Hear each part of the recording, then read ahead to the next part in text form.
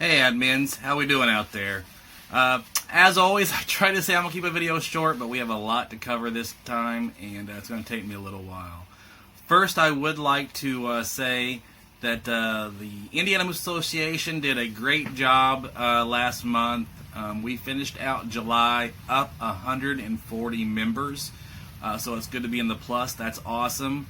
As we always have to remember, though, August 1st is a new month, and then we have all those expired that pop up from the month before that expired in July. So we need to make sure we're keeping on retention committees, and at a minimum, if you're not doing a retention committee, bring that expired list to your officers meeting and make one phone call to an expired member before that meeting. Again, I say, if you have 2 meetings a month, you have a full board, we're reaching a little over 200 members per year that way, and all it is just making a phone call and saying, hey, we missed you, we wanted to give you a friendly reminder that your dues have expired, we want you in the lodge. Moose Heart, is depending on a big chunk of that money also, so don't forget the kids at Moose Heart.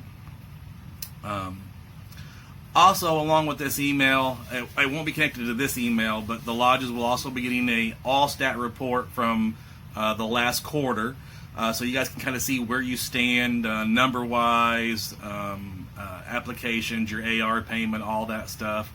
A couple things we need to go over, though, is a lot of lodges yet have not entered anything for their Heart of the Community, and that is due by the 15th of August for the first quarter. Again, I know I preach it a lot, but we just don't seem to do it. We need to make sure that when we're doing events and making donations, we're entering that stuff in as we go along. That way you don't forget to enter something in from 3 months ago and it gets skipped. Again, Heart of the Community is not just extra paperwork that we're inventing for you guys. That's what we use at the IRS, with the IRS, to show what community service we're doing, what charity work we're doing. And those reports have been used before when the IRS has deemed that they're not doing their charity work, therefore they're going to lose their not-for-profit status. That's one of the first things they look at. So if you've not done that today, please go enter that stuff in. Please don't make me have to wait till the August 14th or 15th and then give you a call and say, why haven't we done it? We've got to make sure we're doing that. Same thing on endowment. Most lodges have done pretty good. We only have a couple of lodges that have not turned anything in yet this year. Everybody else has done pretty good, but we have to remember that's supposed to be turned in monthly. I always suggest doing that the very first of the month when you're sending your AR payment.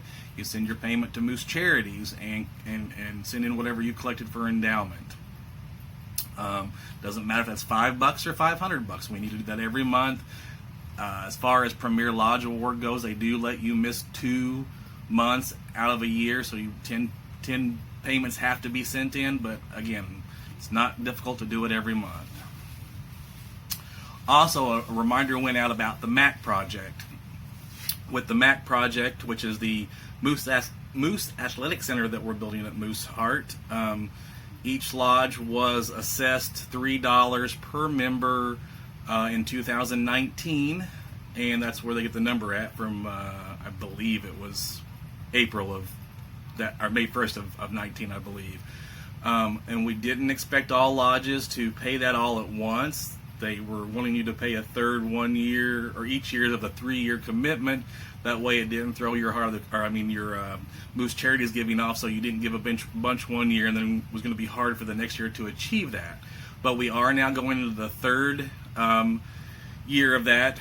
I did send out a Excel file recently showing where you guys stood that Brian Clare has been keeping up on.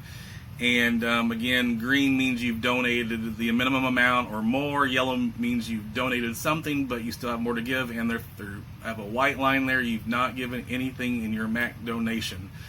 Now, remember, when you send that to Moose Charities, you have to put that in the memo line that it's for the MAC project. That way you get credit in that. Same thing with endowment. You have to make sure you put endowment on the memo line or you will not get credit for that project. You'll still get credit for giving to Moose Charities.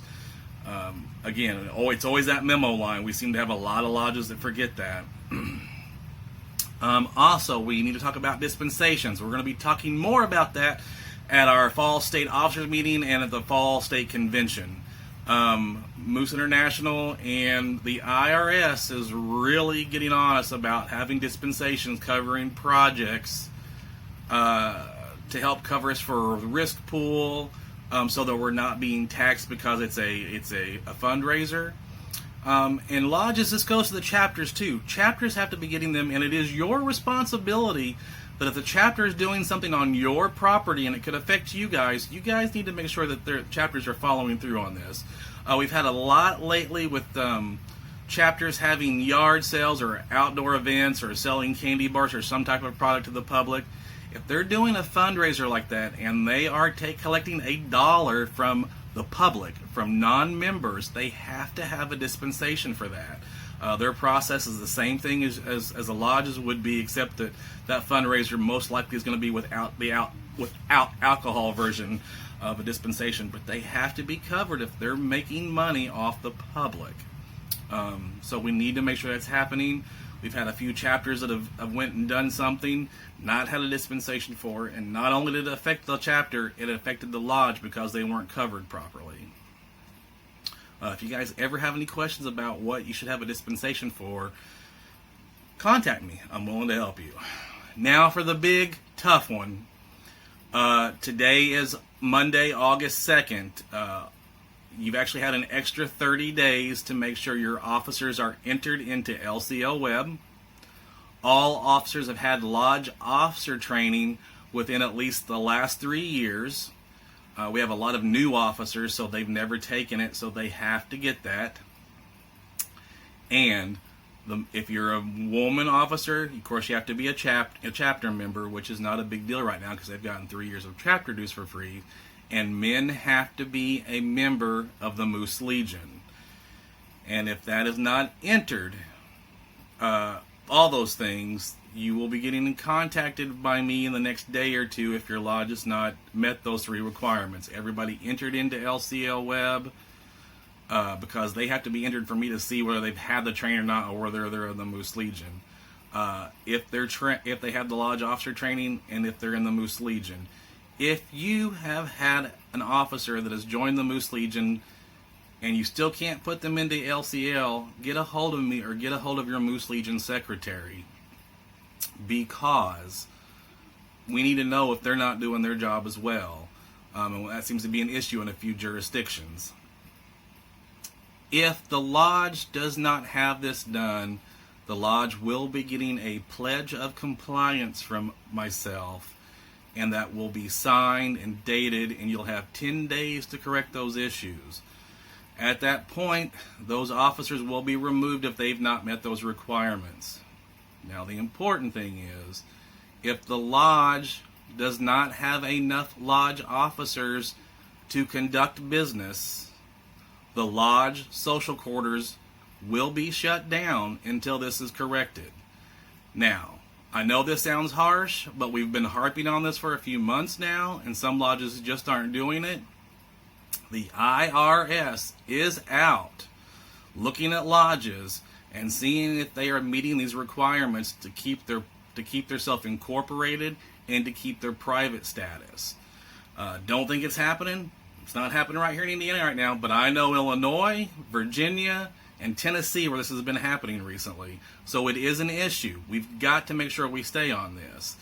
Never know when they're going to stop in Indiana and just start popping around the moose lodges. So make sure those are done. Otherwise, you will be hearing from me, and I really do not want to shut any lodges down. And if you have officers that want to complain about this, there's a few issues. We want officers to have that training because they need to know how the lodge operates. I get too many phone calls from a trustee or somebody on the board who thinks they know everything, and they're incorrect, and when they call me, they don't even have the slightest idea of how things should be operating. So we want them to know. Also, we have to be strict on this because at any given time, if the IRS should walk in, or the Indiana Gaming Commission, or the Indiana Department of Revenue, almost any of those government agencies can walk in and then go and say you're not incorporated properly because you've not had enough officers to operate the business end of this, and could easily shut them down. And our only real recourse at Moose International is really to come in and close that down, and then you guys have to explain to your membership why you're closed down. Also, when those officers are complaining about that, remind them of the shutting down part. It's not just about them taking a couple of hours to do training once every 3 years and be up to date on how the lodge operates.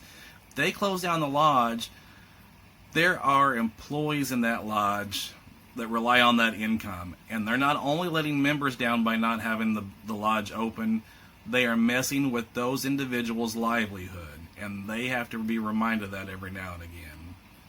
Anyways, I hate ending on such a negative note, but it's important. It's something that has to be done. Again, I appreciate all that you guys do, and if you have any issues, feel free to contact me. Have a good day, guys.